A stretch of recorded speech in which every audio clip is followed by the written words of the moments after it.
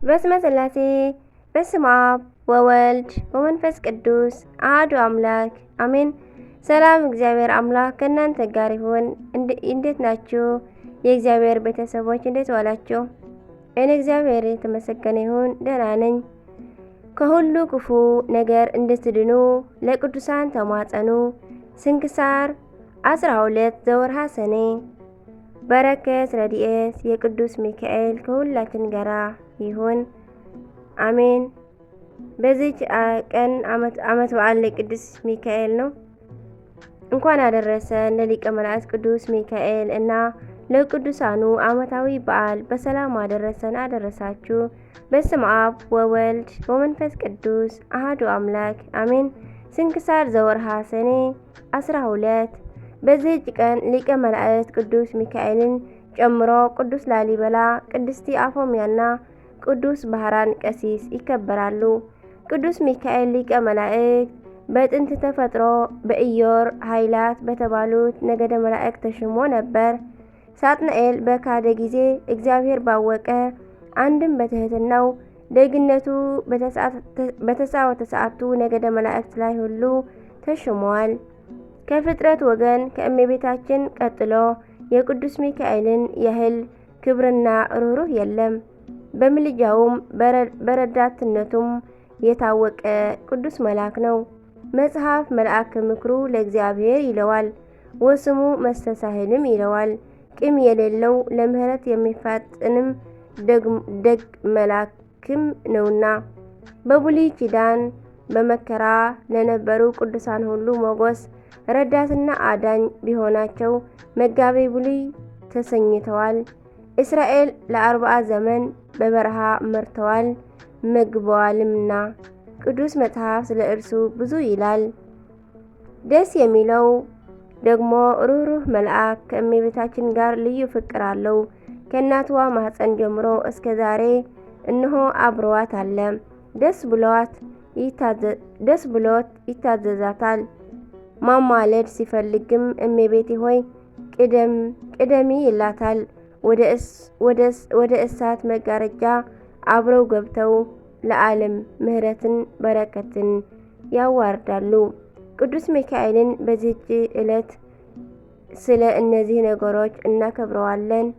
አንዱ በመላእክት ሁሉ ላይ አለቃ ሆኖ መሾሙን፣ 2 ቅዳሴ ቤቱን ግብጽ ውስጥ፣ 3 ቅድስት አፎምያን መርዳቱን፣ 4 ቅዱስ ባህራንን መጎብኘቱን፣ 5 ቅዱስ ላሊበላን ወደ ሰማያት ማሳረጉን፣ 6 ለፍጥረታት ሁሉ ምሕረት የሚጠይቅበት ዕለት ነውና። በረከት ምሕረቱ ረዳትነቱ ከሁላችን ጋር ይሁን። ምሕረት አምላኩ ከሁላችን ይሁን አሜን። ሊቀ መላእክት በክንፉ ረድኤቱ ከክፉ ሁሉ ደግሞ ይጠብቀን አሜን። ቅዱስ ላሊበላ ንጉሥ። ቅዱስ ላሊበላ በ12ኛው መቶ ክፍለ ዘመን መጨረሻ ላይ በሀገራችን የነገሰው ቅዱስ ላሊበላ በብስራተ መልአክ ተወልደዋል። ቅዱሳት መጻሕፍትን ነገ በልጅነቱ አጥንተዋል።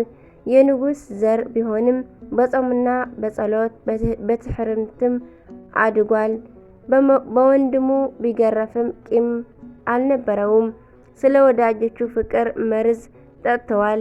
በዙፋን ላይ የኢትዮጵያ ንጉሥ ሆኖ ቢቀመጥም እርሱስ አኗኗሩ ገዳማዊ ነበር። ከተባረከች ሚስቱ ቅድስት መስቀል ክብራ ጋር አንዲት ማዕድ ብቻ በቀን ይቀምሱ ነበር። ለዛውም ለሚለምኑን ለነዳያን ሰጥተው እነርሱ የሚበሉት የእንጀራውን ቅርፍት ወይም ጠርዝ ብቻ ነበር። በአካለ ሥጋ ወደ ሰማያት ተነጥቆ ብዙ የምስራትን አይተዋል። በምሳሌውም ሀገረ ሮሃን ላስታን ገብተዋል። ዛሬም ድረስ ምስጢር የሆኑትን ፍልፍል አብያተ መቃድስ የእጆቹ ስራዎች ናቸው። ስራውን ከፈጸመ በኋላ መንግስቱን ለቅዱስ ነአኩቶ ለአብ አውርሶ በመንኖ ጥሪትና በቅድስና ኑሮ በዚህች ቀን አርፈዋል። ጌታችን አምላካችን ኢየሱስ ክርስቶስ ስምህን ያከበረ ዝክርህን የዘከረ ከቤትህ ያደረውን ከርስተ መንግሥተ ሰማያት አካፍለዋለሁ ሲል ቃል ኪዳን ገብቶለታል። በረከቱ ክብሩን ያድለን፣ አሜን። ቅድስቲ አፎምያ ከቅዱስ አስተራኒቆስ ጋር በተቀደሰ ትዳር የኖረች ምጽዋትን ያዘወተረች በፍቅረ ቅዱሳን የጸናች ንጽሕናዋን ጠብቃ ሰይጣንን ያሳፈረች ደግ እናት ናት። ዛሬ የቅዱስ ሚካኤልን ስዕል ታቅፋ በትምህርተ መስቀልም አማትባ አርፋለች። ቅዱሱ መልአክም ወደ ገነት አሳርጓታል። በረከቷ ይደርብን። ቅዱስ ባህራን ቀሲስ የደጋግ ክርስቲያኖች ግን የድሆች ልጅ ነበር። በሕፃንነቱ በግፍ ወደ ባህር የተጣለ በእግዚአብሔር ጥበብ አድጎ የግፈኛውን ንብረት የወረሰ መልካምን ትዳር በቅድስና ያገለገለ ምጽዋትን ያዘወተረ አብያተ ክርስቲያናትን ያሳነጸ ደግ ክርስቲያን ነው። በዚህች ቀን አልፎ ቅዱስ ሚካኤል ወዳጁ በዕረፍተ ገነት አኑሮታል። በረከት ረድኤቱ ይደርብን። አምላካችን እግዚአብሔር ከቅዱሳኑ በረከት ይክፈለን፣ አሜን። ሰኔ 12 ቀን የሚከበሩ ዓመታዊ የቅዱሳን በዓላት፦ ቅዱስ ሚካኤል ሊቀ መላእክት፣ ቅዱስ ላሊበላ ጻድቅ ንጉሠ ኢትዮጵያ፣ ቅድስቲ አፎምያና ባለቤቷ ቅዱስ አስተራኒቆስ፣ ቅዱስ ባህራን ቀሲስ፣ ቅዱስ እለእስክንድሮስ ሊቅ፣ አባ ዮስጦስ ሊቀ ጳጳሳት፣ የሐዋርያው ቅዱስ ማርቆስ ደቀ መዝሙር፣ አባ ቄርሎስ ሊቀ ጳጳሳት። ወርሃዊ በዓላት ደግሞ ቅዱስ ማቴዎስ ሐዋርያ፣ ቅዱስ ዴሜጥሮስ፣ ቅዱስ ዮሐንስ አፈወርቅ፣ ቅዱስ ቴዎድሮስ ምስራቃዊ ሰማዕት፣ ቅድስቲ ክርስቶስ ሰምራ፣ አቡነ ሳሙኤል ዘዋልድባ። አሜን። በረከታቸው ይደርብን የሁላችን ቅዱሳን። በሰማይም ሰልፍ ሆነ፣ ሚካኤልና መላእክቱ ዘንዶውን ተዋጉ። ዘንዶውም ከመላእክቱ ጋር ተዋጋ፣ አልቻላቸውምም። ከዚያም ወዲያ በሰማይ ስፍራ አልተገኘላቸውም። ዓለሙንም ሁሉ የሚያስተው ዲያብሎስና ሰይጣን የሚባለው ታላቁ ዘንዶ እርሱም የቀደመው እባብ ወደ ምድር ጣለ። ራእይ ምዕራፍ 12 ፍቅድ 7 ይገኛል። አሜን።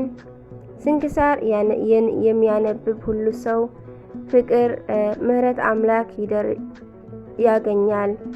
ፍቅር ቅዱሳን ደግሞ ከሁሉ ከዙሪያው ሁሉ ይሆናል። አሜን። እግዚአብሔር አምላካችን የቅዱሳኑ በረከት ይክፈለን። አሜን። የወደቀ የነጠበ ሁሉ በልሳን ቅዱሳን መላእክት የታረመልኝ። ወስብሐት ለእግዚአብሔር ወለወላዲቱ ድንግል ወለመስቀሉ ክቡር አሜን። ቅዱስ ሚካኤል ከሁላችን ጋር ይዋል። አሜን አሜን። ለይኩን